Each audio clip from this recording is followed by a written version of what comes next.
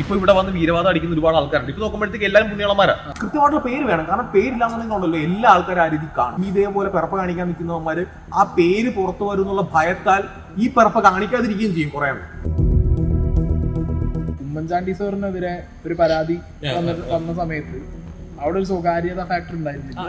ഇതിപ്പോ ഒരു യൂട്യൂബ് ബ്ലോഗറൊക്കെ ആണെന്നുണ്ടെങ്കിൽ തീർന്നു ഇവിടെ. ലാലേട്ടൻ, മമ്മൂക്ക, സുരേഷ് ഗോപി ആരെങ്കിലും എന്തെങ്കിലും മിണ്ടുന്നുണ്ടോ? ഇല്ല. ആസിഫ് അലി ഒരു ഓക്കെ സാധനം പറഞ്ഞു. പൃഥ്വിരാജ് മുന്നേ പറ്റി സംസാരിച്ചു. ഇപ്പൊ മിണ്ടുന്നില്ല. ഞങ്ങളുടെ ആരുടെയും പേര് പുറത്ത് വന്നിട്ടില്ല. ഞങ്ങൾക്ക് സമൂഹത്തിൽ ഒരിക്കലും ഒരു പ്രശ്നം ഉണ്ടായിട്ടില്ല. അതുകൊണ്ട് ഞങ്ങൾക്ക് ഇനി എന്ത് തന്തയില്ലായ്മയും കാണിക്കാം എന്നൊരു ആ ഒരു ബലം ഉണ്ടല്ലോ, അവർക്കത് വീണ്ടും കിട്ടും. ആണുങ്ങൾക്ക് ഇതുപോലെ സെക്ഷലി അതിനെക്കുറിച്ച് ആരും ഒന്നും സംസാരിക്കുന്നില്ല. ഞാനൊക്കെ പറഞ്ഞു മടുത്തതാണ്. ആണുങ്ങൾക്ക് വേണ്ടി സംസാരിക്കാൻ ആണുങ്ങൾ തന്നെ വരുന്നത് കുറവാണ്. അവന് ഇതേപോലെ മോശം ബിഹേവിയർ ഉണ്ടായിട്ടുണ്ട്. അവൻ്റെ ആണാണ്, അവനെ ഫിലിം ഇൻഡസ്ട്രിയിലുള്ള ഒരു ഡയറക്ടർ. അവൻ പുറത്ത് പറയില്ല. അവൻ പുറത്ത് പറഞ്ഞു കഴിഞ്ഞാൽ അത് അവന്റെ ഒരു ആണത്തെ പറഞ്ഞ പോലെ ചോദ്യം ചെയ്യുന്ന രീതിയായി പോകണം. അവൻ പറയില്ല. ഒരു സ്ഥലം, 2 സ്ഥലം, 3 സ്ഥലം, 4ാമത്തെ സ്ഥലം നിന്നും അവർ തമ്മിലുള്ള ടേംസ് തെറ്റിപ്പോകുന്നു, പീഡനം എന്ന് പറഞ്ഞ് കേസ് കൊടുക്കുന്നു. നിയമം മാറണം, നിയമം മാറ്റണം. എന്നിട്ട് ഇവിടെ ഫേക്ക് കേസ് ചെയ്താൽ ജെന്യൂൻ കേസ് ചെയ്താന്നുള്ളത് ഡിസ്റ്റിങ്വിഷ് ചെയ്ത ആളുകളിലേക്ക് എത്തിച്ചു കൊടുക്കും. എല്ലാ പെൺകുട്ടികളും അപ്പം തന്നെ റിയാക്ട് ചെയ്യണമെന്നില്ല. ചില ആൾക്കാർ മിണ്ടത്തില്ല, ചില ആൾക്കാർ പേടിച്ച് ഭയം ചിലപ്പോൾ മാറിപ്പോവാം. അപ്പൊ ഈ മിസ്ബിഹേവ് ചെയ്ത വ്യക്തി എന്ന് പറയുന്നത് ഒരുപക്ഷെ സമൂഹത്തിൽ അറിയപ്പെടുന്ന വലിയ സ്ഥാനത്ത് നിൽക്കുന്ന അല്ലെങ്കിൽ ഒരുപാട് ആൾക്കാർ ആരാധിക്കുന്ന ആളായിരിക്കും.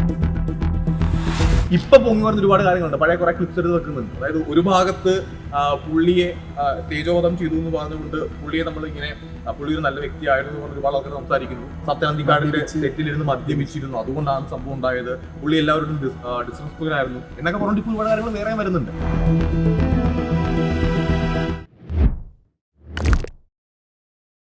സൈബ്രോ, ഇപ്പോൾ ഹേമ കമ്മിറ്റി റിപ്പോർട്ട് വന്നിട്ടുണ്ട്. എന്താണ് അത്? ആ ഒരു റിപ്പോർട്ടിനെ എങ്ങനെയാണ് നോക്കിക്കാണുന്നത്? ഞാൻ നോക്കിക്കാണുന്നത് ഇതെന്റെ പേഴ്സണൽ അഭിപ്രായമാണ്. ആരുടെ പേരും പരാമർശവും കാര്യങ്ങളൊന്നും ഇല്ലാതെ അങ്ങനെയുള്ള റിപ്പോർട്ട് പൊതുഖജനാവിൽ ഇത്രയും കോടി രൂപ മുടക്കി ഉണ്ടാക്കി പുറത്ത് വിടുമ്പോൾ, അതും ഇത്രയും കാലം എടുത്തു വെച്ചിട്ടാണ് പുറത്ത് വിടുന്നത്. ഇത്രയും കാലം എവിടെയോ കൊണ്ടുപോയിട്ട് കുഴിച്ചിട്ടതായിരുന്നു.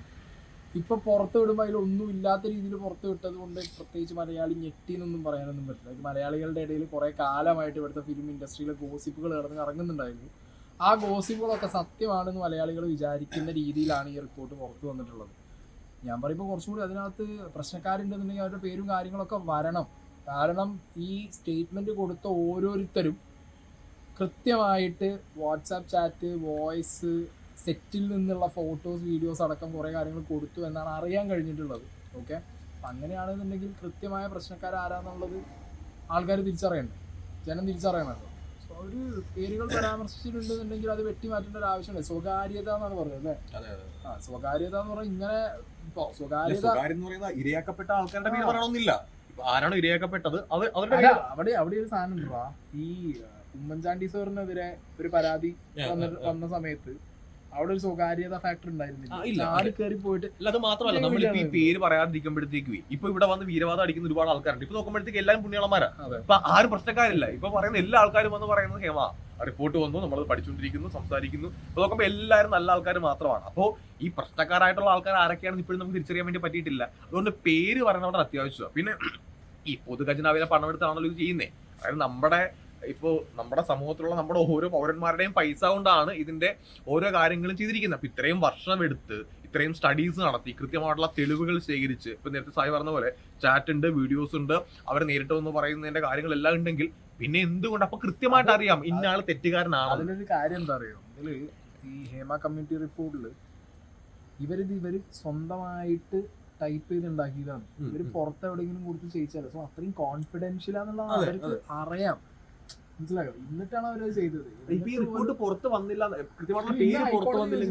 പേരിന്റെ കാര്യത്തിൽ ഹൈക്കോടതി ഒന്നുമില്ല, വെട്ടലും തിരുത്തലും ഇല്ലാതെ സീൽ വെച്ച കവറിൽ കൊടുക്കാൻ പറഞ്ഞിട്ടുണ്ട്. കൃത്യമായിട്ടുള്ള പേര് വേണം, കാരണം പേരില്ലാന്നുണ്ടെങ്കിലുണ്ടല്ലോ എല്ലാ ആൾക്കാരും ആ രീതി കാണും. മാത്രമല്ല ഈ പേര് പുറത്ത് പറയുമ്പോഴത്തേക്ക് കുറെ ആൾക്കാർ പേടിക്കുമ്പോഴത്തേക്കുണ്ടല്ലോ ഇനി ഇതേപോലെ പിറപ്പ് കാണിക്കാൻ നിൽക്കുന്നവന്മാര് ആ പേര് പുറത്തു വരും എന്നുള്ള ഭയത്താൽ ഈ പിറപ്പ് കാണിക്കാതിരിക്കുകയും ചെയ്യും കുറെ എണ്ണം. അപ്പൊ അതുകൊണ്ട് പേര് പറയേണ്ട അത്യാവശ്യമാണ്. ഈ പേര് പറഞ്ഞില്ലെന്നുണ്ടെങ്കിൽ എന്താ സംഭവിക്കാൻ വേണ്ടി പോകുന്നത്? കുറച്ചാൾ തന്നെ ചർച്ച ചെയ്തിട്ട് കുറച്ചാൾ കഴിയുമ്പോഴത്തേക്ക് ഈ പരിപാടി അങ്ങ് അവസാനിക്കും, ഈ ചർച്ച അങ്ങ് അവസാനിക്കും. എന്താണോ ഇത്രയും നാൾ നമ്മുടെ മലയാളം ഫിലിം ഇൻഡസ്ട്രി നടന്നുകൊണ്ടിരുന്നത് അത് ഇനി തുറന്നു പോവുകയും ചെയ്യും. അപ്പോൾ തുടരാതിരിക്കണമെന്നുണ്ടെങ്കിൽ കൃത്യമായിട്ടുള്ള പേര് സഹിതം പുറത്ത് വിടേണ്ടവിടെ അത്യാവശ്യം തന്നെയാണ്. ഇതിപ്പോ ഒരു യൂട്യൂബ് ബ്ലോഗറൊക്കെ ആണെന്നുണ്ടെങ്കിൽ തീർന്നു ഇവിടെ 24/7 ചർച്ചയും പേര് പുറത്തു വിടലും. ഉറപ്പായിട്ടും 100% സോഷ്യൽ മീഡിയയിൽ 10 വീഡിയോസ് ചെയ്യുന്ന അല്ലെങ്കിൽ സോഷ്യൽ മീഡിയ വഴി കയറി വന്ന ആരെങ്കിലും ആണെന്നുണ്ടെങ്കിൽ ഇതൊന്നും കാണിക്കത്തില്ല. നേരെ പേരുൾപ്പെടെ എല്ലാവരും അങ്ങ് പറഞ്ഞു. അതും പോട്ടെ, ഒരു കോളേജിലോ സ്കൂളിലോ ഹോസ്പിറ്റലിലോ വേറെ എവിടെയെങ്കിലും ആണ് ഇതേപോലത്തെ ഒരു പീഡനം നടന്നു അല്ലെങ്കിൽ സ്ത്രീകൾക്കെതിരെ ഹരാസ്മെന്റ് നടന്നു എന്നുള്ളത് പുറത്ത് ഇതേപോലെ വന്നിട്ടുണ്ടെന്നുണ്ടെങ്കിൽ ഇവിടുത്തെ രാഷ്ട്രീയ പാർട്ടിക്കാർ 4 കൊടിയും പിടിച്ചുപോയിട്ട് അവിടെ ജയിയെങ്കിലും വിളിക്കില്ലേ? ഉറപ്പായിട്ടും. ഇവിടെ ഏതെങ്കിലും ഒരു രാഷ്ട്രീയ പാർട്ടിക്കാർ ഇതേപോലെ അവിടെ ഇപ്പൊ അമ്മയുടെ പ്രോഗ്രാം നടക്കുന്നുണ്ട് ഇല്ലേ? ഇവിടെ ബാക്കി എല്ലാ പരിപാടികളും ഉണ്ട്. അല്ല ഒന്നും വേണ്ട, സിനിമ ഇറങ്ങുമ്പോൾ തിയേറ്ററിന് മുന്നിൽ പോയിട്ടെങ്കിലും ഇവിടുത്തെ രാഷ്ട്രീയക്കാർ 4 മറ്റേ ഇത് വിളി. അല്ല, രാഷ്ട്രീയക്കാരും തന്നെ ഇതിനകത്ത് അന്തി ചർച്ചക്കകത്ത് വന്നിരുന്നെങ്കിലും ഡയലോഗ് അടിക്കുന്നതല്ലാണ്ട് അതിനപ്പുറത്തേക്ക് പ്രതികരിക്കാൻ പോലും തയ്യാറായിട്ട് പോലും. പക്ഷെ പൊതുവെ ഇതിന്റെ അത് പറയുന്നുണ്ട്, രാഷ്ട്രീയ പാർട്ടിയിലും ഇതുപോലെ ഒരു ഹേമ കമ്മിറ്റി റിപ്പോർട്ട് പോലെ എന്തെങ്കിലും വന്നു കഴിഞ്ഞിട്ടുണ്ടെങ്കിൽ പലരും കുടുങ്ങും എന്ന് പറയുന്നുണ്ട്. രാഷ്ട്രീയ പാർട്ടിയിൽ നിന്നല്ല, എവിടെ ഇങ്ങനത്തെ കാര്യം വന്നാലും കുടുങ്ങും. ഇപ്പൊ ഓൺലൈൻ മീഡിയാസിന്റെ ഇടയിൽ വന്നാൽ കുടുങ്ങും, 24/7 ചാനലുകളുടെ ഇടയിൽ വന്നാൽ കുടുങ്ങും. ഒന്നും വേണ്ട, ഇത് എവിടെ ഇപ്പൊ കോർപ്പറേറ്റ് സെക്ടറിൽ വന്നാൽ കുടുങ്ങും. ഇത് എല്ലായിടത്തും ഫിലിം ഇൻഡസ്ട്രിയിൽ മാത്രം ഒതുങ്ങി നിൽക്കുന്ന കാര്യമൊന്നും അല്ല ഇത്. പക്ഷെ ഫിലിം ഇൻഡസ്ട്രിയിൽ ഇത് ഭയങ്കരമായിട്ട് ഇതിന് ഒരുപാട് തട്ടുകളുണ്ടല്ലോ ഫിലിം ഇൻഡസ്ട്രിയിൽ ആകുമ്പോഴത്തേക്കും. ഇപ്പൊ ഒരു നടന്മാരുടെ കാര്യത്തിൽ മാത്രമല്ല, ഇതിപ്പോ തിരിച്ചുകൊണ്ടാവാം. ഇപ്പൊ ഏറ്റവും താഴെ തട്ട് മുതൽ അങ്ങ് ഏറ്റവും മുകളിൽ നിൽക്കുന്ന ആൾക്കാർക്കിടയിൽ പോലും ഈ പ്രശ്നങ്ങളുണ്ട്. എനിക്ക് ഈ AMMA എന്ന് പറഞ്ഞ അസോസിയേഷനിൽ മാത്രം കോൺസെൻട്രേറ്റ് ചെയ്യുന്നതിനോട് എനിക്ക് താല്പര്യമില്ല. തീർച്ചയായിട്ടും. കാരണം അമ്മ സംഘടനയുള്ള ആൾക്കാരെ മാത്രം പിടിച്ചങ്ങ് നിൽക്കുന്ന ഇത് നമുക്ക് ഒരു പക്ഷെ നമ്മൾ ചിലപ്പോൾ പുണ്യാളന്മാരെന്ന് വിചാരിക്കും ഒരുപാട് ആൾക്കാർ അടിക്കുന്ന മെയിൻ ആൾക്കാർ. അവരൊക്കെ ഇപ്പൊ നൈസ് ചിരിച്ചുകൊണ്ട് ഇങ്ങനെ മാറി പ്രതികരിക്കാതെ അല്ലെങ്കിൽ പ്രതികരിച്ചുകൊണ്ടൊക്കെ മുന്നോട്ട് പോകുന്നുണ്ടായിരിക്കും. പേര് പറഞ്ഞ ഈ പ്രശ്നമൊക്കെ അവിടെ കൊണ്ടൊക്കെ തീരും. അല്ലാന്നുണ്ടെങ്കിൽ നമ്മുടെ ഇഷ്ടത്തിനനുസരിച്ച് ഇപ്പൊ സോഷ്യൽ മീഡിയയിൽ നമ്മൾ കാണുന്നുണ്ട്, ഓരോ ഇപ്പൊ റിപ്പോർട്ട് അനുസരിച്ച് ഓരോ കാര്യങ്ങൾ മീഡിയാസ് പുറത്തു വിടുമ്പോൾ അതിനൊക്കെ ഉത്തരങ്ങൾ നമ്മുടെ നാട്ടിലുള്ള ആൾക്കാർ തന്നെ ഇഷ്ടത്തിനനുസരിച്ച് ഉണ്ടാക്കി എടുക്കുന്നുമുണ്ട്. അപ്പൊ തെറ്റ് ചെയ്യാത്ത ആൾക്കാരോടെ കുടുങ്ങി പോവുകയും ചെയ്യും, യഥാർത്ഥ തെറ്റുകാരോടെ തിരിച്ചുകൊണ്ട് മാറിയിരിക്കുകയും ചെയ്യും. അപ്പോൾ തെറ്റ് ചെയ്ത ആൾക്കാർ വലിയൊരു ക്രൈമാണ്. അപ്പൊ തെറ്റ് ചെയ്ത ആൾക്കാരുടെ പേര് പുറത്തു വരേണ്ടത് നമ്മുടെ കൂടെ ആവശ്യമാണ്. ഇപ്പൊ ഈ ഒരു പ്രശ്നം ഇങ്ങനെ നടക്കുമ്പോഴും ഇവിടെ പല പരിപാടികളും നടക്കുന്നുണ്ട്, ഇത് ഒന്നും മൈൻഡ് ചെയ്യാതെ അല്ലെങ്കിൽ അത് പഠിക്കട്ടെ എന്നും പറഞ്ഞുകൊണ്ട്. ഈ സ്ത്രീകളാണെങ്കിലും കുറെ പേര് പറയുന്നുണ്ട്. ഇപ്പൊ ഇതിനെ കുറിച്ച് എന്താണ് പറയാനുള്ളത്? പരിപാടി നടത്തുന്നത് അല്ല, പരിപാടി നടക്കുന്നുണ്ട്, ഇതിനെ നടക്കാതിരിക്കുന്നതൊക്കെ അവരുടെ പരിപാടിയൊക്കെ അവർ മുൻകൂട്ടി പ്ലാൻ ചെയ്ത കാര്യങ്ങൾ. കാരണം നമ്മളിപ്പോ അതാണ് ഇപ്പൊ ബ്രോ ചോദിച്ച ചോദ്യം ഉണ്ടല്ലോ, ഇത് എല്ലാവരും കുറ്റക്കാരല്ലല്ലോ. ഇപ്പൊ ഒരു പരിപാടി നടത്തുന്നു അല്ലെങ്കിൽ പക്ഷെ ഇതിന്റെ അകത്ത് വേറൊരു കേസുണ്ട്, ഇതിൽ നിരപരാധികളില്ലേ? ഉണ്ട്, തീർച്ചയായിട്ടും ഉണ്ട്. ഈ നിരപരാധികൾ ഇൻഡസ്ട്രിയിലുള്ള അല്ലെങ്കിൽ ഇപ്പൊ പ്രവർത്തിക്കുന്ന ഇപ്പൊ അമ്മ സംഘടന എടുക്കാം, അതിൽ 99% ആൾക്കാർ ചിലപ്പോൾ നിരപരാധികളായിരിക്കാന്നേ. പക്ഷെ ഇവര് പേര് പുറത്തുവിടാതെ വന്നു കഴിഞ്ഞിട്ടുണ്ടെങ്കിൽ ഈ നിരപരാധികളും അപരാധികളാവില്ലേ? അത് അവര് ചിന്തിക്കേണ്ട കാര്യമല്ലേ? ഇത് ആരാ ചിന്തിക്കേണ്ടത്? ബേസിക്കലി ഇത് ചിന്തിക്കേണ്ടത് ഇവിടുത്തെ ഈ പറഞ്ഞ സിനിമാക്കാർ തന്നെയാണ്. ഇവര് ചിന്തിക്കണം, ഈ റിപ്പോർട്ടിനകത്ത് പേരുകൾ വന്നിട്ടുണ്ടായിരുന്നെങ്കിൽ ആ പേരുകൾ വന്ന ആളുകളെ അല്ല, അത് അവര് പറയുന്നുണ്ട്, പേരുകൾ പുറത്തുവിടണമെന്ന് പറയുന്നുണ്ട്. ആര് പറഞ്ഞിട്ടുണ്ട്? അങ്ങനെയാണെന്നുണ്ടെങ്കിൽ പ്രൊഡ്യൂസർ അസോസിയേഷനിൽ പോലും ഇല്ലാത്തൊരു ചങ്ങായി ആണല്ലോ പോയിട്ട് ഇതിനെതിരെ ആദ്യം എന്ത് കൊടുത്തത്? കോടതി പോയി സ്റ്റേ കൊടുത്തത്. അതെന്തുകൊണ്ട്? അതെങ്ങനെ സ്റ്റേ എന്തിനു കൊടുത്തത്?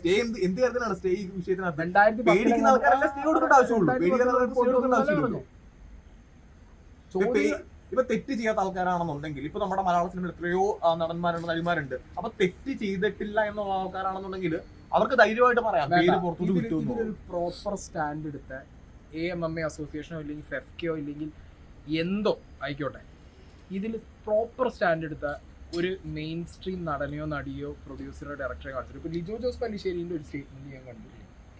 ആസിഫ് അലി ഒരു ഓക്കെ സാധനം പറഞ്ഞു. പൃഥ്വിരാജിന് മുന്നേ പറ്റി സംസാരിച്ചു. പൃഥ്വിരാജൊന്നും ഇപ്പൊ മിണ്ടറില്ല. ഇപ്പൊ ആരെങ്കിലും ഇപ്പൊ നമ്മുടെ മലയാളം ഫിലിം ഇൻഡസ്ട്രിയിൽ ഏറ്റവും ടോപ്പിൽ നിൽക്കുന്ന ആക്ട്രസ് എന്ന് പറഞ്ഞാൽ ആരെങ്കിലും?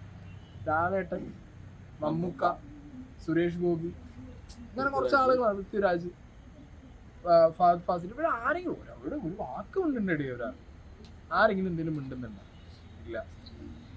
ഇതെന്ത് ഒന്നും പറയാനും ചെയ്യാനൊന്നുമില്ല. എല്ലാരും എന്താ പറയാ, ഒരു ടൈം വരെ ഇതിങ്ങനെ നിൽക്കും, അത് കഴിഞ്ഞ് ഒതുങ്ങി പോകുന്നുള്ളത്. അതാണ് പേര് പുറത്തു വന്നില്ല എന്നുണ്ടെങ്കിൽ സംഭവിക്കാൻ വേണ്ടി പോകുന്ന ഇത്രേ ഉള്ളൂ. നമ്മുടെ ചാനൽ ചർച്ചയിലൊക്കെ ഒരാഴ്ചത്തെ ചർച്ച ഈ വിഷയമായിട്ട് മാറും, അടുത്ത ആഴ്ച ഇതങ്ങ് തീരും. പിന്നെ ഇതിനകത്ത് ഇപ്പൊ ഇരയാക്കപ്പെട്ട സ്ത്രീകൾക്ക് നീതി കിട്ടും നമുക്ക് ഒരിക്കലും പറയാൻ പറ്റില്ല. കാരണം പേര് വന്നില്ല എന്നുണ്ടെങ്കിൽ ചർച്ച തീരുമ്പോഴത്തേക്കും ഈ പരിപാടി അവസാനിക്കും. അപ്പൊ ഈ തെറ്റ് ചെയ്യുന്ന ആൾക്കാരുണ്ടല്ലോ, ഐ മീൻ ഈ ക്രൈം ചെയ്ത ആൾക്കാരുണ്ടല്ലോ, ക്രൈം എന്നല്ലേ പറയാൻ പറ്റുള്ളൂ. അപ്പൊ അവർക്ക് ബലമാവും കൂടുതലായിട്ടാ. ഞങ്ങളുടെ ആരുടെയും പേര് പുറത്ത് വന്നിട്ടില്ല, ഞങ്ങൾക്ക് സമൂഹത്തിൽ ഒരിക്കലും ഒരു പ്രശ്നം ഉണ്ടായിട്ടില്ല, അതുകൊണ്ട് ഞങ്ങൾക്ക് ഇനി എന്ത് തന്തയില്ലായ്മയും കാണിക്കാം എന്നൊരു ആ ഒരു ബലം ഉണ്ടല്ലോ, അവർക്കത് വീണ്ടും കിട്ടും. യഥാർത്ഥത്തിൽ പേര് പുറത്തു വന്നാൽ നേരത്തെ പറഞ്ഞ പോലെ ഒരു പേടി അവിടെ ഉണ്ടാവും.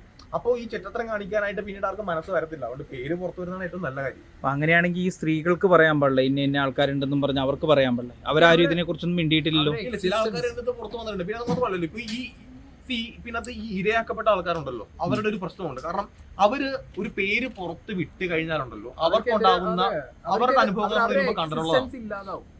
അവർക്ക് ഓൾറെഡി ഇപ്പോ സിനിമയിൽ അവസരം ചോദിച്ചു പുറകെ നടന്ന് ഒരു സിനിമയിൽ കയറാൻ വേണ്ടിട്ട്, പിന്നെ ഈ മ്യൂച്വൽ പരിപാടി ഉണ്ടല്ലോ, ഏത് അത് അവരെ നമുക്ക് ഇത് പരിഗണിക്കാൻ പറ്റില്ല. അതായത് എന്ത് സിനിമയ്ക്ക് വേണ്ടി അഡ്ജസ്റ്റ്മെന്റും ചെയ്തോളാം എന്ന് പറഞ്ഞുകൊണ്ട് അങ്ങോട്ട് കയറി ചെന്നിട്ട് എനിക്ക് സമ്മതം അവർക്ക് സമ്മതം, അങ്ങനെയാണെങ്കിൽ നമുക്ക് അതിനകത്ത് കുറ്റം പറയാനൊന്നും പറ്റത്തില്ല.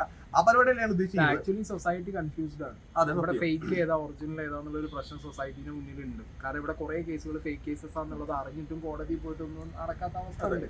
അപ്പൊ അങ്ങനെ ഒരു സിറ്റുവേഷനിൽ കുറെ പേര് ആണുങ്ങൾക്ക്, ഞാനടക്കം ചിലപ്പോൾ ചോദിക്കാറുണ്ട്, നമുക്ക് ചോദിക്കാനും പറയുന്ന ആളില്ല.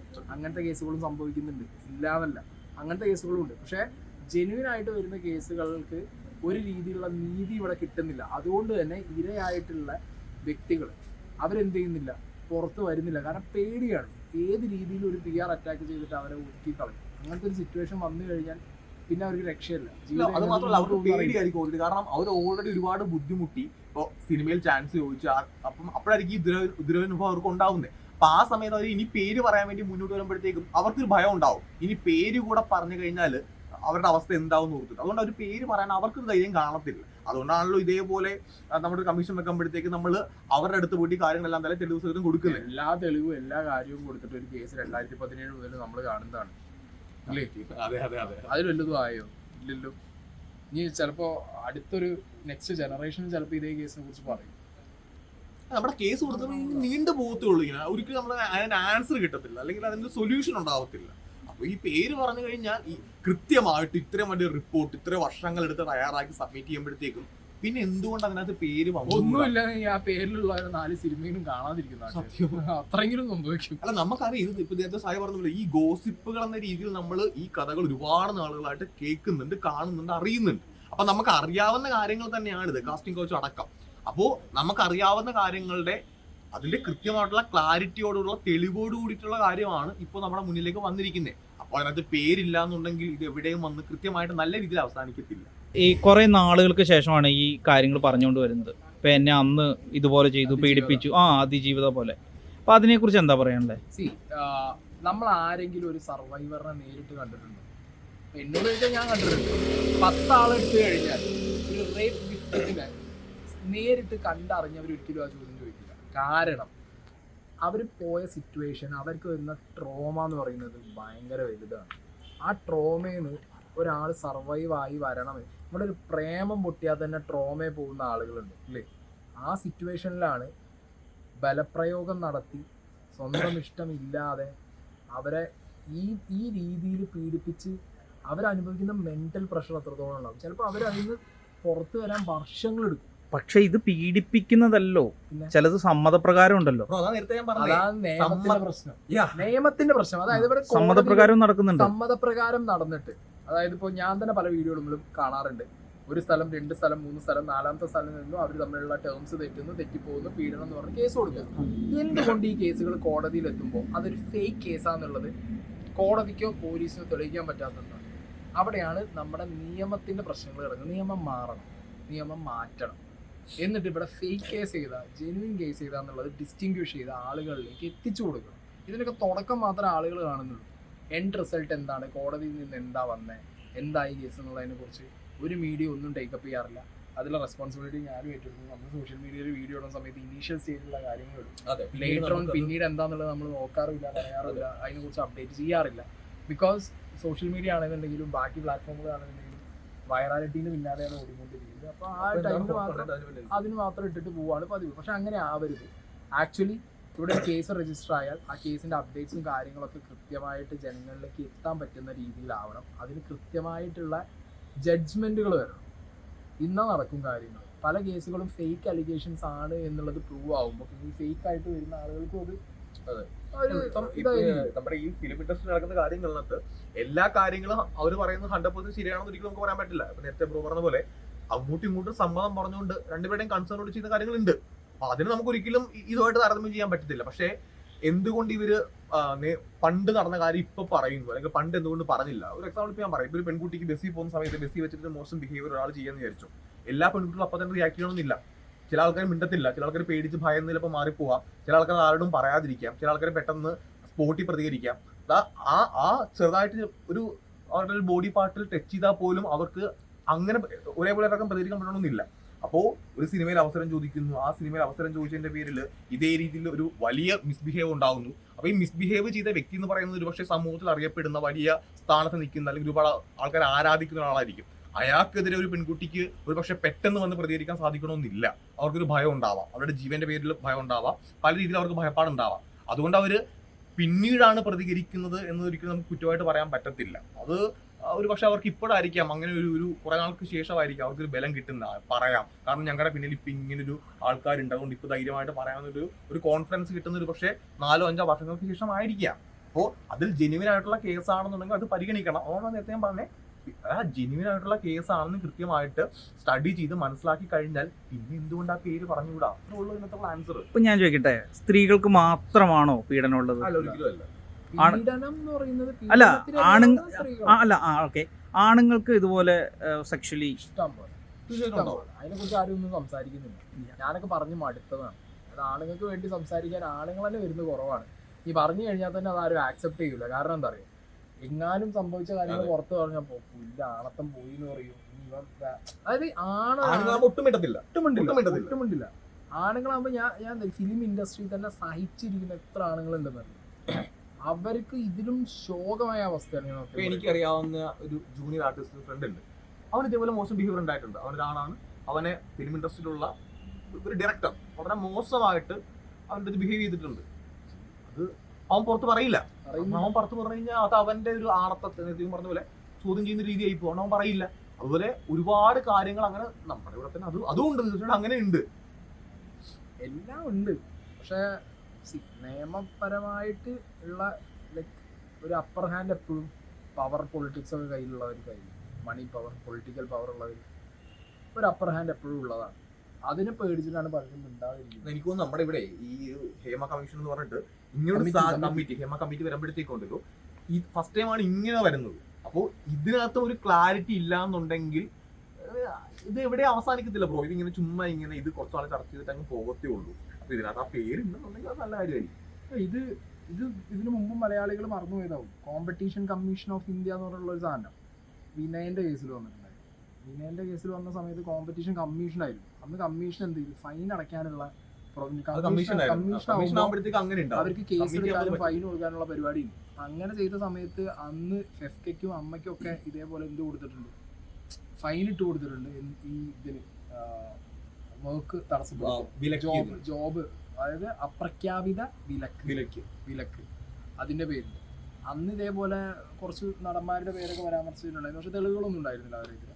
പക്ഷെ അത് കമ്മീഷൻ ആയതുകൊണ്ട് ആ ഒരു അത് മാത്രമല്ല, ഈ റിപ്പോർട്ടിനകത്ത് ഒരിക്കലും ഈ സ്ത്രീകൾക്കെതിരെയുള്ള കാര്യങ്ങൾ മാത്രമല്ല പറയുന്നത്, ഒരുപാട് കാര്യങ്ങൾ മറ്റും ചർച്ച ചെയ്തിട്ടുണ്ടല്ലോ. ഇതിനകത്ത് വിനയന്റെ കാര്യമാണെങ്കിൽ തന്നെയും ഈ ഒരു 15 സ്ക്വാഡിന്റെ കാര്യം, തിലകൻ സാറിന്റെ കാര്യം, ഒത്തിരി കാര്യങ്ങൾ പറയുന്നുണ്ട്. ഇപ്പൊ ഒരു ഉദാഹരണം പറയും, തിലകന്റെ കേസ് പറഞ്ഞതിന് ശേഷം ഉണ്ടല്ലോ, ഇപ്പൊ അതിനകത്ത് ഇപ്പൊ പൊങ്ങി വരുന്ന ഒരുപാട് കാര്യങ്ങളുണ്ട്. പഴയ കുറെ ക്ലിപ്സ് എടുത്ത് വെക്കുന്നുണ്ട്. അതായത് ഒരു ഭാഗത്ത് പുള്ളിയെ തേജോവധം ചെയ്തു എന്ന് പറഞ്ഞുകൊണ്ട് പുള്ളിയെ നമ്മൾ ഇങ്ങനെ പുള്ളി ഒരു നല്ല വ്യക്തിയായിരുന്നു എന്ന് പറഞ്ഞ ഒരുപാട് ആൾക്കാർ സംസാരിക്കുന്നു. മറുവശത്ത് പുള്ളി അങ്ങനെയല്ല, പഴയ ക്ലിപ്പൊക്കെ പറയുന്നുണ്ട്, പുള്ളി സത്യനന്ദിക്കാടിന്റെ സെറ്റിലിരുന്ന് മദ്യപിച്ചിരുന്നു, അതുകൊണ്ടാണ് സംഭവം ഉണ്ടായത്, പുള്ളി എല്ലാവരോടും ഡിസ്റെസ്പെക്ട് ആയിരുന്നു എന്നൊക്കെ പറഞ്ഞിട്ട് ഇപ്പോൾ ഒരുപാട് കാര്യങ്ങൾ വേറെ വരുന്നുണ്ട്. അപ്പോൾ ഇങ്ങനൊരു ചർച്ച വരുമ്പോഴത്തേക്കും രണ്ട് രീതിയിൽ ആൾക്കാർ ചെയ്ത് തിരിഞ്ഞുകൊണ്ട് അങ്ങോട്ടും അടിവക്കത്തേ ഉള്ളൂ. മറ്റേ ഇന്റെ ഡൗട്ട് മുല്ലപ്പെരിയാറും കാഫിറൊക്കെ ഒളിപ്പിക്കാൻ വേണ്ടിയുള്ള പരിപാടിയാണോ? സംശയിക്കാലോ. ശരി, ഇതിന്റെ പുറകെയാണല്ലോ ഇപ്പൊ എല്ലാവരും, വേറെ വിഷയങ്ങളൊന്നും ചർച്ച ചെയ്യാത്തില്ല.